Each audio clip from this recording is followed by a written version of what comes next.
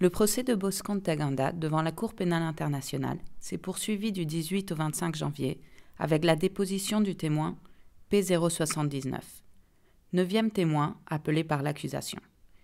Il a témoigné, protégé par le recours à un pseudonyme, l'altération de sa voix et la distorsion de son image.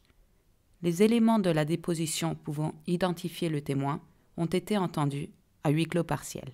Bosco Ntaganda, ancien chef adjoint de l'état-major général des Forces patriotiques pour la libération du Congo, les FPLC, est accusé de 13 chefs de crimes de guerre et de 5 chefs de crimes contre l'humanité, qui auraient été commis en Ituri, dans l'est de la République démocratique du Congo, en 2002 et 2003.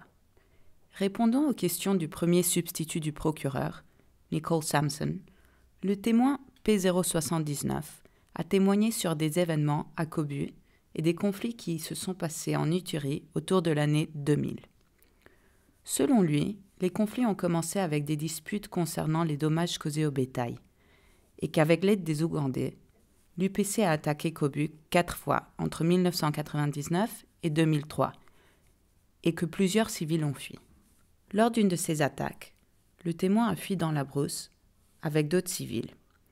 Et le lendemain, il a vu des maisons en train de brûler à Djichou, Goutsi et Bouli. Il s'est approché et a vu des maisons et des corps brûlés. Il est ensuite allé à Ngabulo et Sangui, où la plupart des maisons étaient aussi brûlées.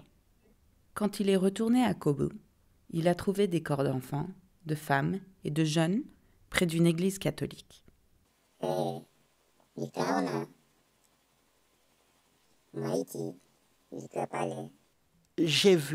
J'ai vu des cadavres qui gisaient à côté de l'église, là où Gobé est en train de construire une maison maintenant.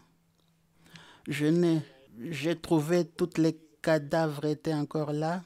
Au niveau de l'église, j'ai trouvé un cadavre et puis il y avait un tas de cadavres à un endroit tués par les éléments de l'UPC.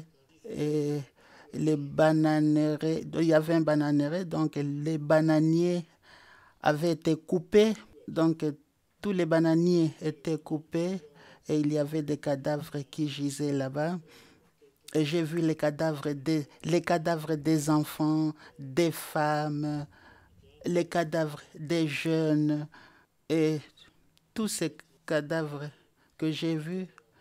Il y avait des cadavres qui étaient abattus à coups de bâton et d'autres cadavres des femmes on avait percé leur ventre et il y avait une femme enceinte, on avait mis le fœtus dehors et même j'ai vu le cadavre de Dick Panou. Je l'ai trouvé là.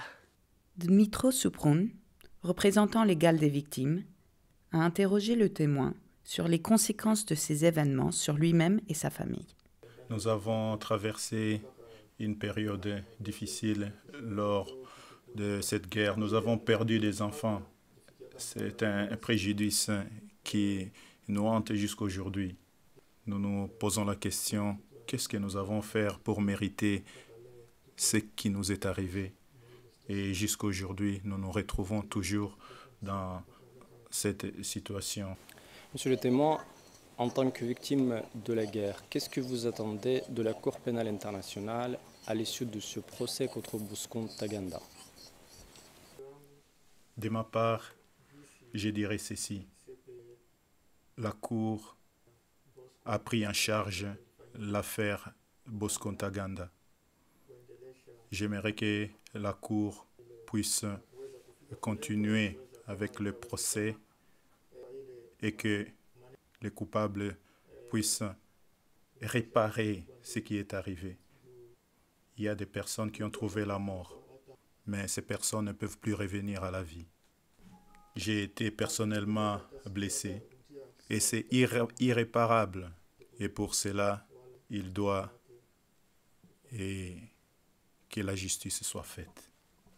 Luc Boutin et Stéphane Bourgon, les conseils de la défense de M. Ntaganda, ont mené un contre-interrogatoire de ce témoin, principalement en audience à huis clos. Pendant une des audiences publiques, M. Boutin a demandé au témoin s'il était capable de distinguer les soldats de l'UPC, des soldats de l'APC et des Ougandais.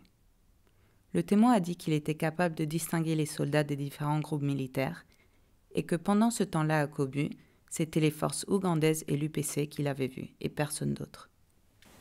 En fait, je vous suggère, monsieur le témoin, qu'en 2001, les troupes que vous identifiez comme étant de l'UPC ne pouvaient être de l'UPC puisque le mouvement politico-militaire UPC n'est apparu que beaucoup plus tard.